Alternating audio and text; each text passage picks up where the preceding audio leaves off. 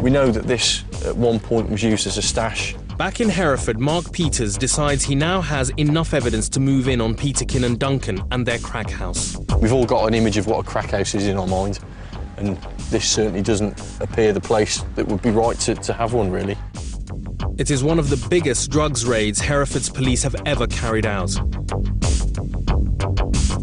Once inside the heavily fortified base, they find a drug-dealing infrastructure that mirrors the Yardies' violent and chaotic attitude to life.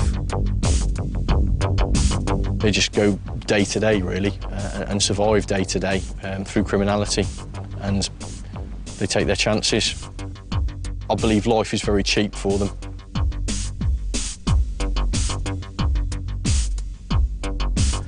These are some of the swords that were seized. One of these swords was strategically placed at the top of the stairs in the rung of a ladder. This is an Acra prop, and this was used to wedge the door. There was a firearm involved in the job, and the firearm was said to be secreted within a loaf of bread. We seized many, many mobile phones.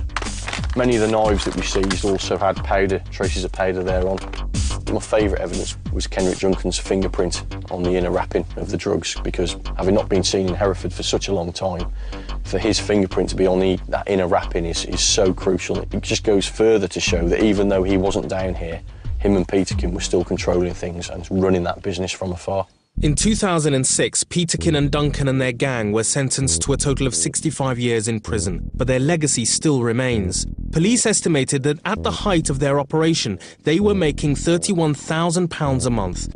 And Mark Peters and his team are braced for new Yardie gangs who could step into their shoes at any time. The fact that they were alleged Yardies was a massive thing for the local drug community in Hereford. And that's all we were hearing. They're real nasty, they're well connected in Birmingham, you know, and then you get the old firearms, the prostitution. And that position, that title, I believe was enough to install fear in our local drug community. This is the Mac 10. In part 2, I'll discover what happened when the Yardies left their inner city strongholds. 6.9mm shells. And I'll be looking at the copycat criminals who took the Yardies' unique brand of street crime to an even more terrifying level. Take it off safety and it's ready to fire.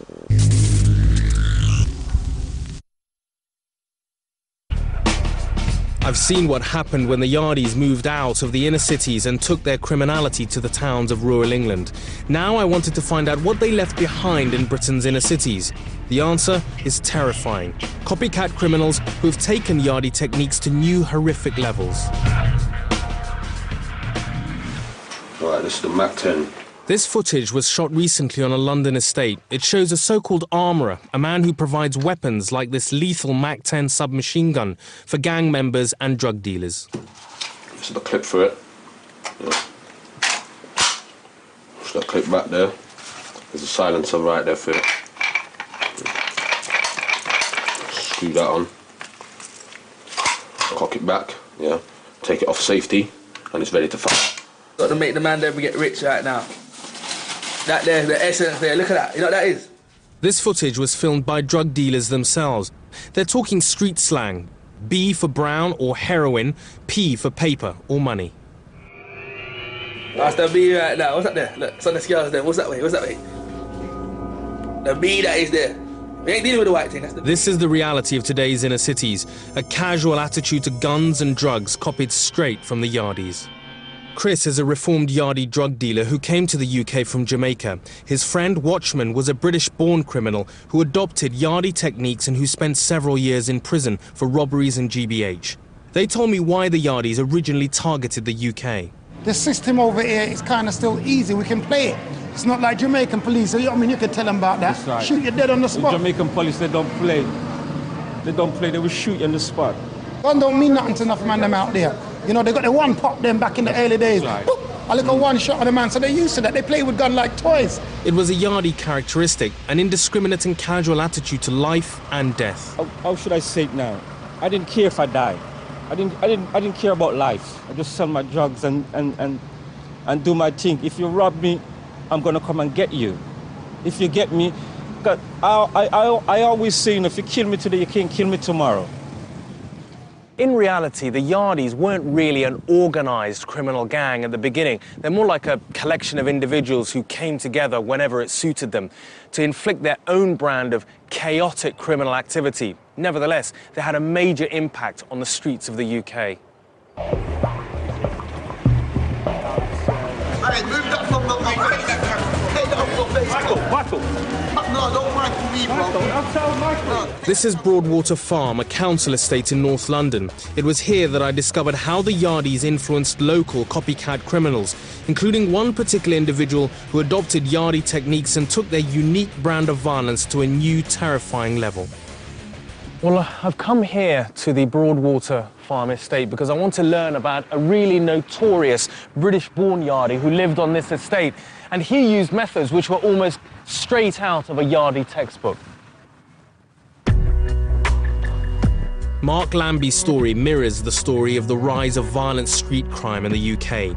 He began as a small-time drug dealer. At the tender age of 21, he became head of the Tottenham Mandem Crew, a violent gang of drug dealers.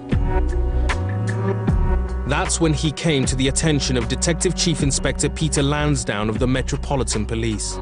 His criminality was quite spontaneous. They could be out on a social function, literally step on somebody's shoes and end up in a shootout. While on routine surveillance, Lansdowne's team followed Lambie and a convoy of gang members into the estate, unaware that it was the start of a series of events that would lead to Lambie's downfall. In the early evening, it's getting dark. It's very difficult for the surveillance officers to actually see what's going on. The gang came down here into the underground car park. We didn't actually know what they were doing down here. Robbing other drug dealers was a classic Yardie tactic. Now, Lambie, a British-born criminal, was about to use that same tactic on two Yardie drug dealers.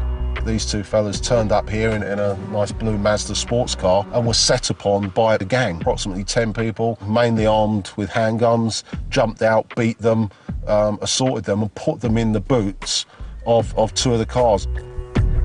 The police, unaware of what had just happened, followed the two cars carrying the bound and gagged Jamaicans to a nearby estate. The two Jamaicans, Morris and Smith, had been dragged up to the flat at number 49 and taken in there to be tortured. Lambie allegedly was demanding £20,000 in money and or drugs from the two victims. The victims were taken in, were led upstairs. In the kitchen, you can see the hammer that was used to hammer the toes of one of the victims. One had a kettle of boiling water poured over his genitals, and another one was ironed with an electric iron. You can see some of the blood on the bottom of the radiator there. It was everyday business for Lambie. It was extortion, drugs money, stealing cash from individuals. Chris and Watchman told me that the reason why British-born criminals turned out to be even more violent than the Yardies was purely to do with criminal competition. The English you ain't fair in Yardie. Yard them is, what, that don't mean nothing to know your English you again. You know what I mean? Tell the truth, they're probably busting more shot than the Yardie them now, you know? But when the Yardies come, we have to step up in the area that we know. See, all right then, you come from Yard, all right, you're going like you're a bad man. All right then, we know bad man, all right, we can deal with it. When there's drugs, you must have to be armed up. You have to be just, you know, you have to know. So yeah, it brought a kind of a different flex to the old ball game over here, which is true. Because a man ain't gonna be walking with a kilo, you know, and he's got certain things stashed away and he ain't got his piece on him. You have to defend that. Chris, you know about that. Back on Broadwater Farm, Pete Lansdowne described how Lambie and his gang began to target innocent victims. They forced their way into the address and ransacked it. They attacked the two girls who lived there. Their children were tied up with gaffer tape, laid on the floor and basically stripped of their possessions of watches and jewellery. The gang lost control at this point. They were attacking people like a pack of hyenas. Within seconds, I'd resurrected the whole operation and we'd scrambled out to try and find Lambie and his associates somewhere in the Tottenham area. It was to prove to be the beginning of the end for Lambie and his gang. Through the streets of North London, police chased a car carrying Lambie's henchmen and drugs stolen from the two Jamaican dealers, Smith and Morris. Vehicle came down Stoneleigh Road here, clipped the curb,